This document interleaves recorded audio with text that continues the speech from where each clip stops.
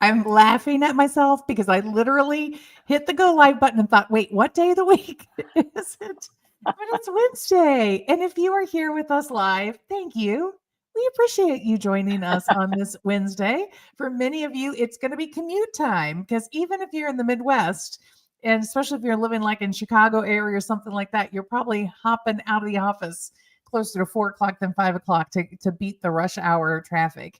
And if you're on the West Coast, hey, it's your midday break. So we don't go that long. We'll only be here 30 minutes. So spend 30-minute break with us and let's talk about transition with today's guest, Suze. So if you're listening, hop in and say hello. So tell Suze, show her some love for joining us.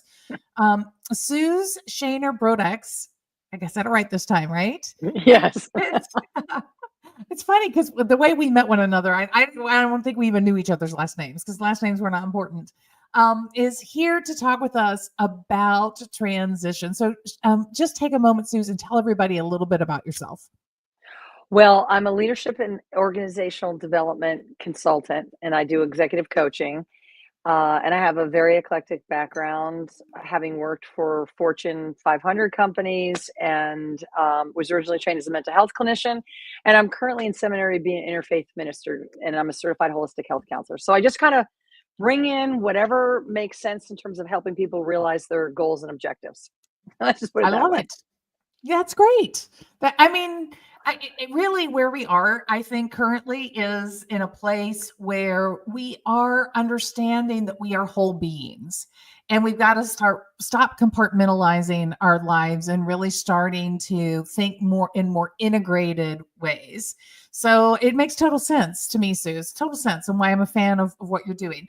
Sagelead.com. That's where you're going to find Suze on the internet, sagelead.com. And that's going to give you all the links that you need. If you want to follow up and have more conversation with her, you can reach out to her on social. She's got a YouTube channel, so you can follow her for more content, which is always super exciting.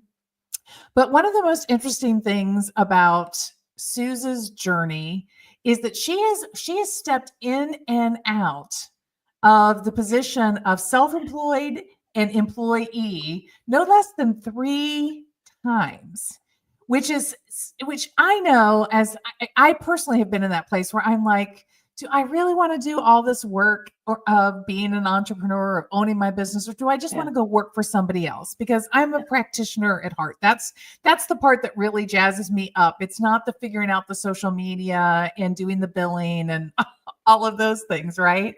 And so I know so many other people that I've met in my journey walk this question all the time. Suze has done this 3 times, and she's going to talk to us about her why behind that, and also all of those little stories, that narration in the back of her head that has driven her to those questions, those point in times where she asks herself, should I stay the course or is it time to go back? So, Suze, just set us up a little bit. Tell us about the first transition that you made.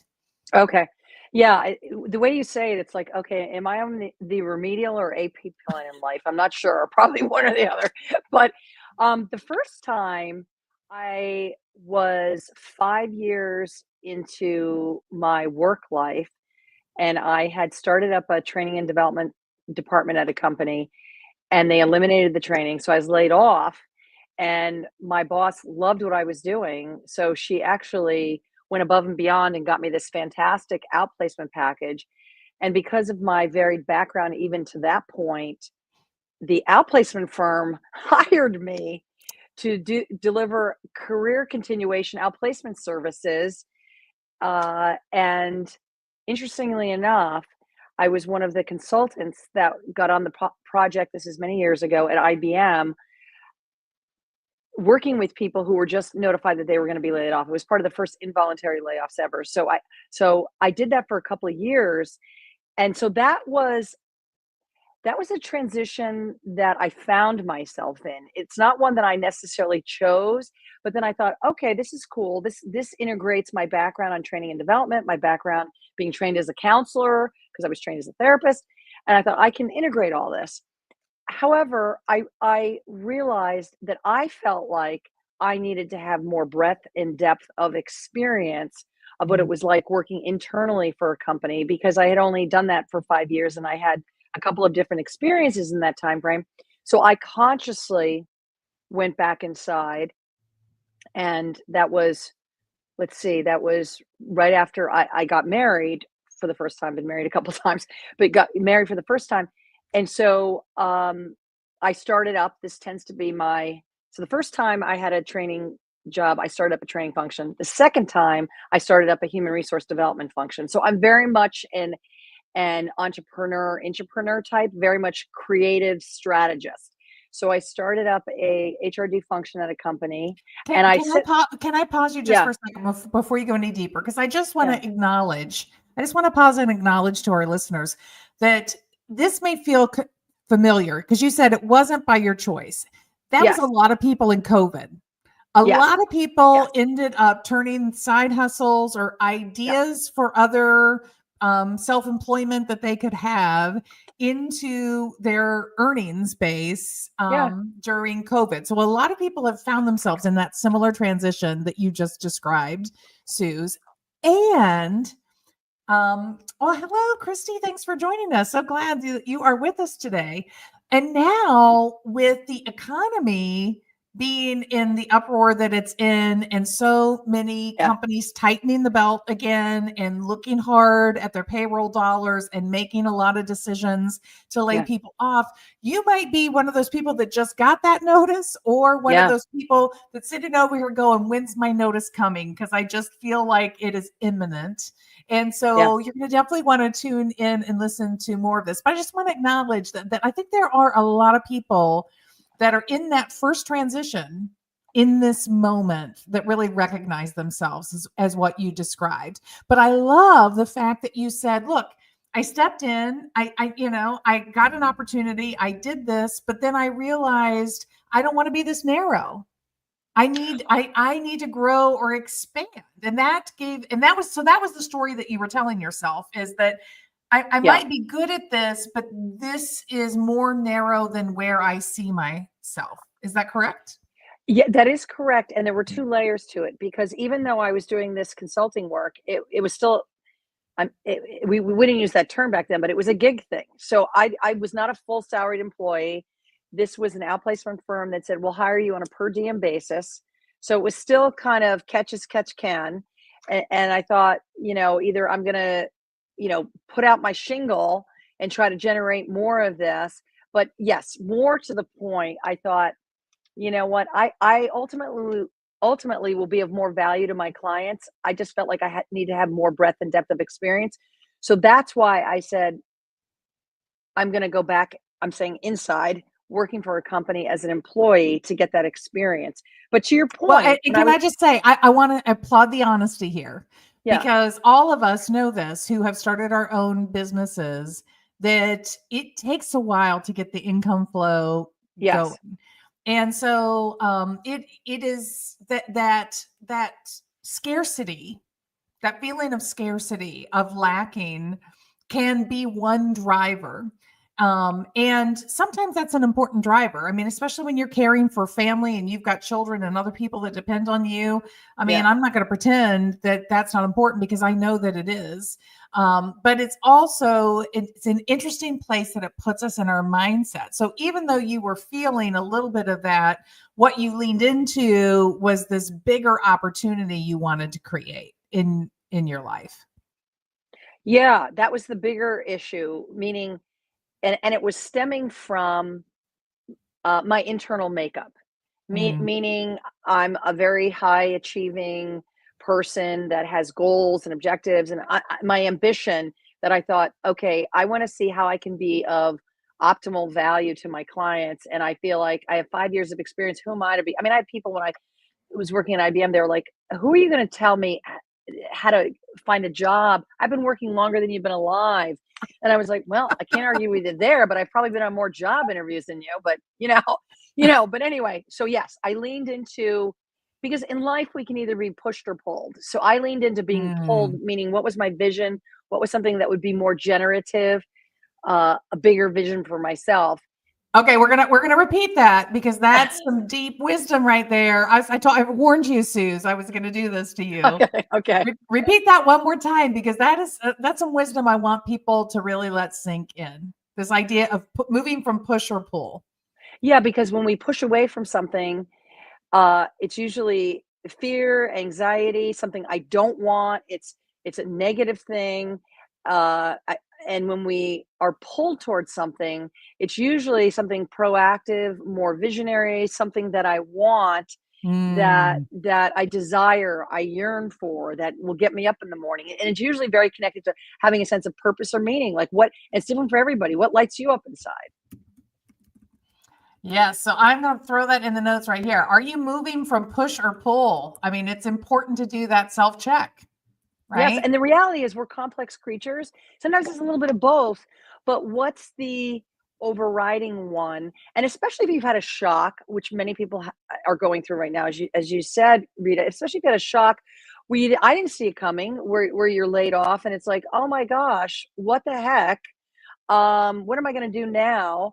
And many people in this country live paycheck to paycheck, and at that time I had a Yes. ton of student loan. I'm somebody who worked my way, had a gazillion jobs, paid for my undergraduate school, paid for my graduate school. So I'm not somebody that, like, I had bills, okay? And still I was like, well, how can I do this in a way that I want to, you Mm. know? Yes. So Yes. yes, I did it for 2 years and then I was like, no, I want more. I want more. From more of a visionary place versus a fear place. And then of course, I'm not saying I didn't go through my own process in terms of, okay, how do I get that next job? You know? And I was fortunate in that the next job that I got was another cool, fantastic, creative opportunity because I was very clear even then on my values and really I have really four things that is the common throughput for my entire career. It's that I'm highly creative. I'm really an artist, so I want to do work that's creative. I I like autonomy, so I need a certain amount of freedom and something where I'm growing, stretching, learning, and also everything I've ever done has been all about helping people realize their potential. So I was like, okay, this fits all those buckets, right? And Awesome. so I had a chance this was an HMO in the 90s to start up a HRD function. And so that was really cool. And then and then literally said to myself, I'll do this for a couple of years and then I'll go back out and consult again. I'll have enough experience. But then what happened is, I mean, there's opportunities we choose and opportunities that choose us. Let's put it that way. So I kind of had this in my mind, and and I had just had a baby, and my company was going through an acquisition and a merger. Let me tell you, I will just say this was the year uh, that I earned my stripes big time, meaning within 4 months, I had to negotiate my way out of my old job, my new job, my divorce. I still had an infant. I was still nursing, and my daughter got breast and colon cancer, all within 4 months. So what happened in here is because I had an opportunity. My company was going through an acquisition and a merger, and I was on the team to not only integrate with a sister company, but merge with the parent company, and they put all my work on hold. Meanwhile, I was getting recruited away to GE, and I thought, "Oh my god, GE on my resume. I have to do this. Then I'll go out on my own for a couple of years, right?" But all this happened at once, meaning I was under contract at my old job, so I had to negotiate my way out of that. So it was a lot at once. And I was literally still nursing. I don't even know how I was able to produce milk. Sorry, guys. Because it was a stressful time, and then I did go to a GE business, believe it or not, where I had to start up a leadership and professional development function. They were talking to me and I said, "What do you need me for? You're GE. People benchmark against you." But it Right? was one Yeah. yeah, it was one of their businesses. So this was very much, first of all, I was a single parent at that point. So I needed a job. I could not I mean, I needed the benefits, I needed a job, I needed a steady salary. And it was something also that and I was in the process of, and I bought my first house as well in there. Throw that in there. So I literally set myself up. So talk about work life integration. How do you juggle it all? At this point, my daughter was a year old. So I set myself up, bought a house 5 minutes from the office, set myself up, daughter in the corporate park, the whole shebang. So it was all kind of doable. And it was work that was creative and interesting and challenging for me. And that was a challenge. So I said, okay, I'll do this for a couple of years. But then guess what happened? Um, I got a recruiter call, and and it was an so I said to myself at the beginning of the year, I want to move more into leadership and executive development. At GE, that was like my fifth job, and it was like too overloaded. But I got a call from a recruiter to go do this, exactly what I said I wanted to do at IBM. And I was like, okay, got to do this. So I got that job, and I said, well, I'll do this for a few years. And what happened is, I was able to do some really cool stuff working with colleagues that I loved. So I stayed for a number of years. And then what happened is they were going through a reorganization at the same time, literally within the same month, that my soon to be new husband and my two stepsons, who had just lost their mother a year or two earlier, moved into my house. We were going to get married the following month. They were reorganizing my department. And by the way, in the midst of all this, my husband moved from another state, lost his job. Anyway, they said, you don't have a job anymore. Then another department was going to hire me to do the same thing I was doing, working externally for their clients. Anyway, what it would have meant is that I would have been on the road out of my house Monday through Thursday, and Mm. my family was going through a huge transition. So here's what happened. And I'm one of these people that read 3 textbooks on blending families. And I said, okay, it'll be a challenge, but I'm up for it with my hyper, ambitious mode. Well, here's what happened. I was in the middle of a meeting with one of my internal clients. I supported the top 300 leaders at IBM. I was in the middle of a meeting with one of my colleagues, and I suddenly had no peripheral vision, and I was seeing spots. I was inside, I was panicking. I thought, oh my God, am I going blind? What is happening to me? Now, today I would have said, excuse me, but I felt like I didn't say anything, and I was sitting there, inside, red alarms going off. The meeting ended. I pulled my colleague aside. I said, something's going on. I'm going blind. She said, quick, we're going to get an ambulance. I said, okay, I don't want any drama. Anyway, they got me to the hospital.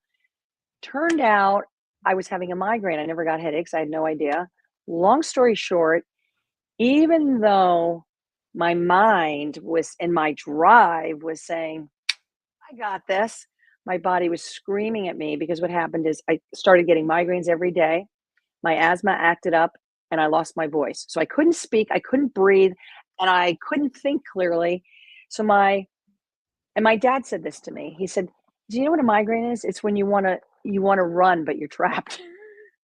I love that. I love And I was that. like, that's it. So this other part is a very long story, but I realized, you know what, there is too much going on. It is too much. My body is telling me, no, you cannot do all this. No matter what your mind thinks, your body is screaming at you. So pay attention. So Well, I it's very decided, reminiscent of many of the stories that you and I have listened to, people speak on the Wahasu stage about yes, burnout, right? It's very indicative of what happens to people, where literally they are telling themselves the story of just push harder, just push through this, just push through this, but their bodies just absolutely give out and say no, no yeah, more, can't no, you can't you, do you can't, anymore. And it's so hard to reconcile those two things, right? Your inner achiever yeah, who is over here going, nothing can take us down, we can do right, right, anything, right? And yeah, yeah, yeah, yeah, yeah. So very one of the most humbling times in my life, because I pride myself on, like, I'm a multitasker, I'm very strategic, I get a lot of stuff done, I can, creative. No, you're not Superwoman. You can't do everything in the same day, week, month, or year. Maybe over the course of your lifetime. No. And so it was put my marriage on hold, literally.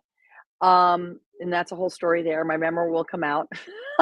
um, and but I did, some might say, a very courageous or stupid thing. I don't know. But I placed my family first. And I said, you know what? I cannot be on the road Monday through Thursday. And now's the time. And my daughter was 9 years old. And I thought, okay, I have a few more years here before, who knows, when she's a teenager, she might not want to talk with me. You never know. So I said, and I worked every hour in the day except between 2 a.m. and 4 a.m. Meaning I'd stay up late and do what I had to do after I put my daughter to bed, or I'd get up really early. And I worked for very demanding companies. And when you're a high achiever, they tap right into that, and you're a recovering perfectionist, The which more my you husband used give, to. the more they will ask for, right? Nobody, this is what I always say to my client, nobody will ding you for being a perfectionist or overachiever unless you're so stressed out that you're affecting everybody around you. Otherwise, they'll take as much as you're willing to give them. It's up to you to set the boundaries. So I By the left. way, I think this is probably sounding familiar to a few people, especially right now when people, again, they're operating out of fear and anxiety. So I got to Yeah, prove my worth. This story. If yeah. you're telling yourself this story that I've got to sacrifice these other areas of my life and prioritize my professional self because I've got to hold on to this job, that may not be an accurate narrative of how things go down, because I would tell you that Suze is, you're probably getting this from listening to her story. She is one of the most driven and accomplished professional women that I know. And That's sometimes it sweet. doesn't matter. You still get told that there's not a job for you, right? So this Yeah. this there's this false narrative sometimes, this unreliable narrative that you might be holding on to that says just keep pouring more and more and more in, just do whatever it takes. And the thing I want you to know is if it doesn't work out, it's don't let your inner achiever tell you that you failed, because it's just a false trap. Well, I think that you're raising some really important points, meaning failed according to whom? Meaning that I was told at the company a year or two earlier that I was the star of the department, given the highest raise ever, blah, blah, blah, blah, blah, whatever. Said that I was on the fast track to be, whatever, the high potential. And I thought, thank you. I appreciate that. Thank you for the compliment. But I don't know if I want, listen, it's, you always have to ask yourself when you're going for something, or you think you want to achieve something, what is the sacrifice? What do I have to give up? And I thought, you know what? I had my daughter relatively late in life, and she's not going to be collateral damage. I was like, and then I'm trying to blend a family, which is a whole other ball game. And I said, you know what? No, it's not. I will not sacrifice that. So I appreciate that you think that highly of my capabilities, but I'm not willing to give up certain things to get there. Now, the world's changed a little bit, but it's always up to the. And this is what I've worked a lot with my clients on, who are always, you know, and a lot of times it comes down to managing your motives and your values, like what drives you, what motivates you, what lights you up inside, and what your values are. And sometimes if you like, wow, I want that job, but what's going on, your value of family, sometimes it's like, how do I work that equation so that I can work my work. I never use the word work life balance. It's more work life integration. And now with virtual work, although I've been working, even when I worked at these companies, sometimes I could work remotely. I've been working remotely, full or part time, for over 25 years. So it's not a new thing for me. I was on Zoom and Skype and WebEx before COVID. I was just like, wow, now I have a lot of company. So, so I think that's what it really raises for people. So I was clear on what my non-negotiables were. And it's like, I want to have a life. I'm willing to work hard. And by the way, I'm one of these people that has always taken vacation and not brought my laptop. I even said that once to a manager, I'm not going to bring my laptop. And he said, well, I don't even know why I said that to him, because I never did. For some reason, I felt like I had to say that. I go, I'm on vacation. And he said, well, my boss expects that. And I said, okay, well, guess what? I'm going to Disney World. I'm not bringing it. you know, so, oh, well, if it's career limiting, it's career limiting, but I'll work hard for you while I'm here. So anyway, I left, and some would say, dumb or courageous thing, I don't know. And so that's when I started my business. And so here's how it worked for me for the first. So it was more of being clear on my values at that time. What was I telling myself? And it's like, okay, now's my time. I can finally go and do this. And yet there still was a lot of stressors on me, because at that time I was the sole breadwinner for my family still. So I say this knowing full well the realities of needing to bring in revenue. Okay. Right. And so, I hustled, and because I worked for a number of different companies and my old bosses and colleagues were at other companies, so I would just this is how I did it at the beginning. I would just call them up and say, "Hey, can we have coffee?" And say, "What are you working on?" "Okay, I can help you with that." And so it was very organic. I mean, some would say that's networking and business development, but it was more like I was just meeting with people who, my friends and colleagues. And so I didn't even have a website. I would not recommend that today. This was 19 years ago, but I didn't even have a website for 2.5 years. I just kept getting work. And I said, okay, at this point, I probably should have a website, make myself legitimate. And I've redone that a few times in that time frame. And and to your point, Rita, is that it takes a while for you to have something that's sustainable versus especially when you're coaching and consulting. And when I first, I'll say, came outside, meaning outside an organization, started my own business, there weren't a lot of people who had my kind of background, having worked for, Fortune 10 companies, and the breadth and depth of experience that I had. And so I don't want to say it was easier. It had different challenges. Yeah, exactly. Gary says no one will prioritize your life for you. Absolutely. And so this is where you have to empower yourself. And if you don't know how to do that or you're afraid to do that, then you get the support and resources, whether it's anything, whether it's a spouse, a friend, a colleague, a coach, a therapist, a minister, somebody to support you and help you get the courage to set your own boundaries.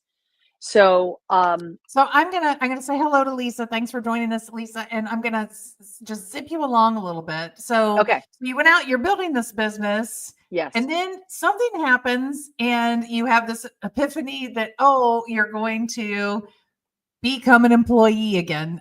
So fast forward a little bit for us and tell us about what was going on in your mind that got you to that place where you were like, oh yeah, going back inside is where I want to be. Well, that's a good question, and thank you for zipping me along, because I could go high level or too much detail. So, what? I've always kept an eye and ear out of just kind of sort of paying attention to different jobs out there. Not that I'm not always looking for jobs. I mean, when you're a coach and consultant, to some extent, you're always looking for work. But like once a year in that time frame, I'd sort of like go and have a couple interviews and say explore, and then I'd always be like, nah, I'm good. This time, a couple of things happened. I think I had a dip year.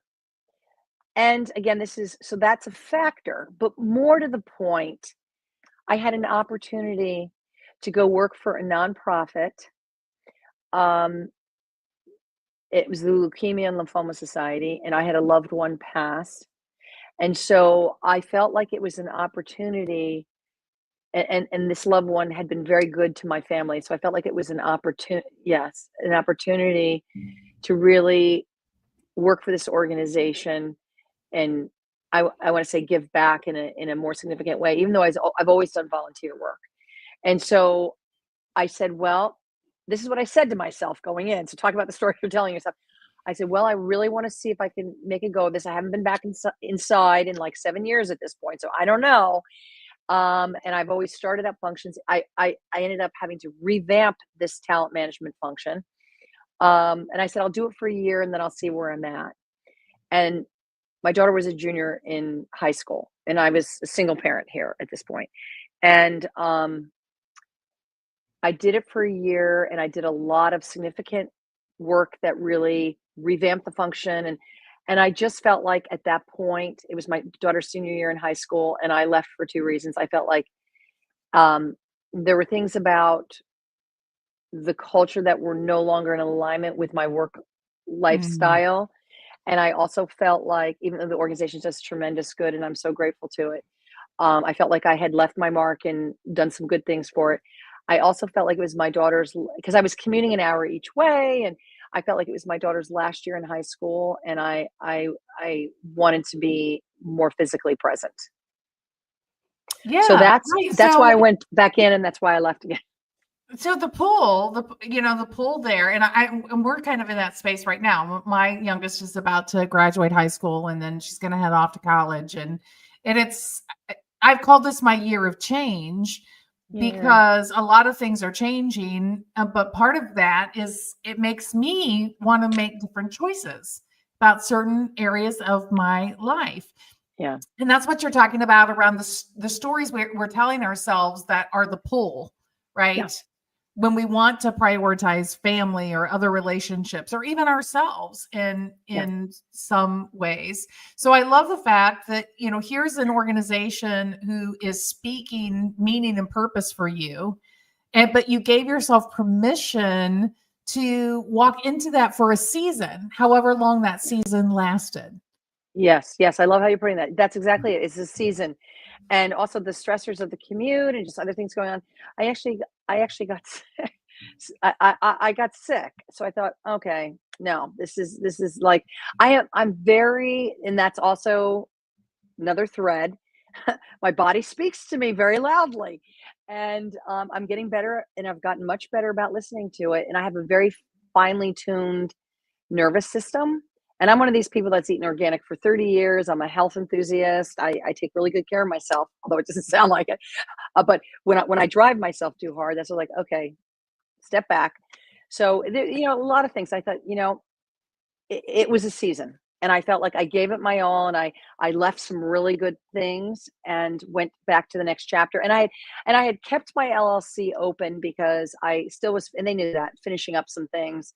And so I really just picked it right back up. Hmm? Um, and again, got involved in some other kinds of organizations from a coaching and consulting perspective, and keep my eyes and ears out there. And then 4 years later, I had an opportunity to do something different again, that was working for one of the largest consulting firms in the world. And I thought, well, I've been doing this, and I've kind of, I'm schooled in it. I do have a master's degree, and I was trained at GE and IBM on consulting. And so it's not like I wasn't schooled in it, but I thought, and I figured out a lot of things on my own in my own business, but I thought, hey, this would be cool to go and take my skills and contribute.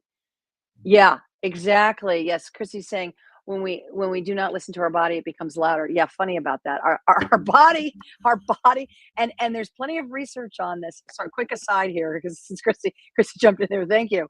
Is that actually, and this gets to some of the Wahasu stuff around well-being, is that we think that our minds are here. Our minds is our. We now know this in the work of some of the work of Daniel Siegel around mindset. Our minds is our entire body, and the electromagnetic field of our heart, and our heart intelligence is actually, and our gut intelligence is actually as strong or stronger than what's going on in our brain. It's all interconnected. We are all interconnected, complex beings. And I very much have always approached my life and my work from that perspective, multidimensionality. And so I had to do a lot of my own work around really listening to my body. So, and tuning into those subtle cues, because if you don't, it just gets louder and louder and louder. The volume goes up. So, anyway, so I had an opportunity to go work for a large consulting firm, and I thought, okay, this is great, you know? And so I did. And this was one of those jobs where you are living out of a hotel Monday through Thursday. And at that point, my daughter was grown. Um, and I thought, I can do this. And what happened is, first of all, I was not getting on, I was working on projects like 20 years ago, like taking dictation. So I wasn't like, I was like, this is not, this is not only, it's not about my ego, like this is insulting, but I thought, they're not really, they're paying me too much money for this. They're not really leveraging me, and I'm not really engaged. I want to get in there. I want to be doing more than what I'm doing. So I wasn't finding that I've I was, been there where the promise of a job, where they tell you this big story yeah. about this job, about how amazing it's going to be, and then you step into it, and they shove you off kind of in a corner a little bit, and it just doesn't manifest at all like what you have in your head. Yeah. Well, I will say here, it was like I had to still go and find the projects. And then I kept getting on 2 and 4 month projects. So every 2 or 4 months, I had to go look for more projects. And my husband said to me, I thought that you went to work for a company so you wouldn't have to keep looking for work, looking for projects. But, so a couple of things happened. I thought, yeah, if I'm doing this, why wouldn't I just do this for myself? And by the way, I could be more, pick and choose projects versus taking something because I have to be chargeable or billable. I would have a little bit more discretion. And also because of the lifestyle, eating out all the time. I'm somebody who I'm a gardener. I have organic gardens. I love to cook. I'm a foodie. I eat really healthy food. I was like, so again, I got sick because I was eating out of a hotel Monday through Thursday, living, you know what I mean? So I was like, okay. So I said, did it for a couple of years. It was great. I did do a couple of cool things, but I thought, and again, I had my LLC open because they knew I was finishing up some projects. And so then I thought, okay, time to go. And so this was right before COVID. And so I was like, I said, okay, I think I'm going to start up my business, but I'll look and see what's out there. And so, this was like the whole world was shutting down. So I was sort of pursuing parallel tracks, developing business for my business and seeing if there were any jobs. Anyway, long story short, since that time, I've had my best years ever in my business. I'm not going to say that I don't continually just keep my eyes and ears open because for me, it's it's all about the work and the people that I'm working with and the kind of cool creative things that I can do and we can do together. So I don't know if that helps, but it's been a Well, yeah, journey. I feel like there's a little bit of hating that goes on. Shout out to any millennials in the audience about people's resumes, about there being too much movement in the resume and stuff. And what I love about what you're sharing about somebody who becomes fluent in transitions is that you learn to recognize and differentiate this push and pull energy Yeah, part, right? And yeah, so you can always make yourself open to the universe of possibilities, right? So if you're yeah, seeking, things will find you. The universe works beautifully in that yeah. way. And so many people are getting this feedback that they need to stay in a job longer and they not. But I mean, look, you took a job in this large consulting firm and very quickly decided, yeah, this isn't really right for me. And you stepped away, and everybody has the right to do that. So even when you're listening to your energy, the other message here for all of us high achievers is sometimes you're still going to get it wrong. And just like smart business owners recognize when they've made an erroneous hire and they very swiftly sunset the relationship. Same thing is true for us as employees. Like sometimes you walk in the door, it is not right. Sunsetting that relationship early is the right thing for you. And you, again, don't let your high achiever beat you up for that because it's not a swing and a miss. It's just a wait, that's not for me. Well, here's what I'd say. I stayed at that job 2 years, so I didn't just walk in and leave. So here's what I would say. I would probably land somewhere in between what you just said, meaning when I did the outplacement work for folks at IBM, they thought they were gonna retire at that company, be there for 30, 40 years. Many of them got there, many of them didn't. These days, it's probably not realistic. Most people don't do that. On the other hand, people may be, flipping around.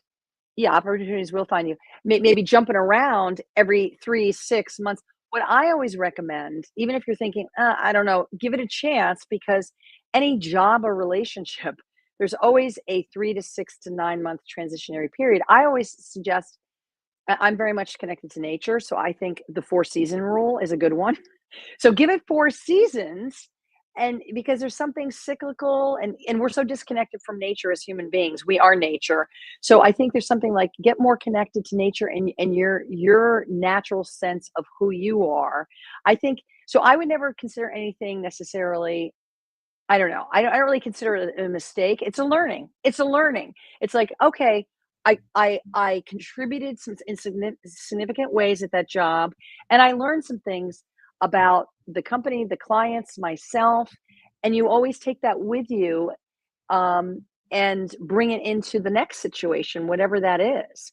And so, um, yeah, I mean, that's what I would say about that. So I'm kind of land somewhere in between, meaning there's some things that you maybe had some signals. Oh, I should have listened to my intuition or my gut on that, and now it's really validated now that I'm here. the other thing that I would say is no matter how great a company is, and I've worked for some fantastic companies and wonderful colleagues, every organization, just like every family, God bless you, has their dysfunction.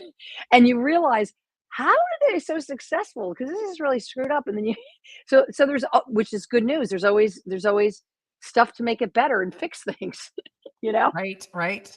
Well, I hope we're coming to the end of our time. So, Suze, I'm going to give you the final mic to last words of wisdom. What I want to share, my takeaway from this last little conversation, is that it's really important the story that you tell yourself once you give yourself permission. So, what the other thing I'm hearing in Suze's story is, if we take this example of nature of seasons, this was the season. It's the season is over. I'm going to move on, and I'm okay with that. It's okay, and I'm okay. I Yeah. think, again, so many times we tell ourselves stories like, maybe I should have stayed and tried harder to make it work, or um, I there's something wrong with me because I used to fit in there and I don't fit in there anymore. I mean, there's all kinds of really tough stories sometimes that get stuck in our heads, and it really limits the way you show up. And Oh, go ahead. oh, sorry. I didn't mean to interrupt you. Okay. Yes. Yes. Like a movement attracts people like a river attracts a population. Yes, absolutely. Here's what I would say. I want to leave people with a couple of things. First of all, be really clear about what you want and why you want it. Because sometimes we want things because we think we should, we're conditioned to. Like, what in your gut do you want and why do you want it? And what are you willing to give up? Because achieving great things requires giving up some things. And is it worth the price? So I want you to think about four S's. I saw this recently. What's the situation? What are you really dealing with? And what are you willing to give up? Self. Know yourself. Who are you? What are your needs and wants, and what's your mindset? Again, like you say, Rita, the story you're telling yourself. What kind of support do you need to discern whether you're staying or going? And if you're staying, what do you need? If you're going, what do you need? And what are the strategies that you're going to employ to either help yourself stay there and be successful, or to make another transition? Because really, people are complex and complicated, and yes, situation, self-support, and strategies. Life is all about change, and we are always transitioning. We may not always be with a big T, little t. It's from the day we're born until we die, the ultimate transition. And then there's many transitions from within there, whether college, first job, marriage, if you're having kids, your retirement.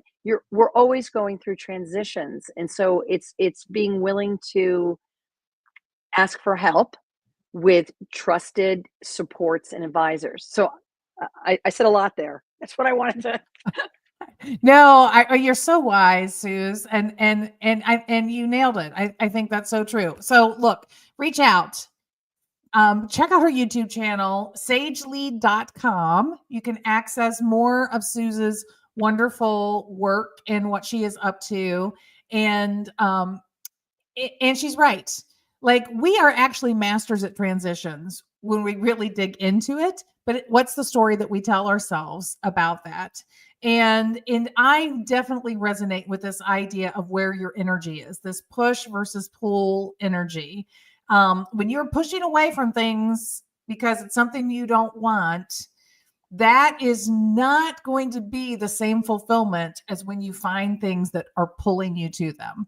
So it's just so much good stuff here, and we're late on time, so we're going to have to Yeah. say goodbye. But thank you so much, Suze, for joining us today. This is the only episode this week, believe it or not. I know I don't do that very often, but I'm going to see you guys back here next week. We have 2 episodes on Tuesday.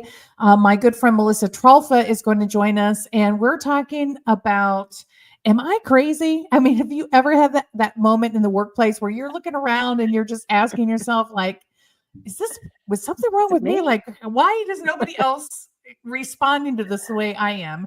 And then Dr. Nikki Lanier, who is a DEI advocate and strategist, is going to join us, and she's going to share one of her stories about navigating fear.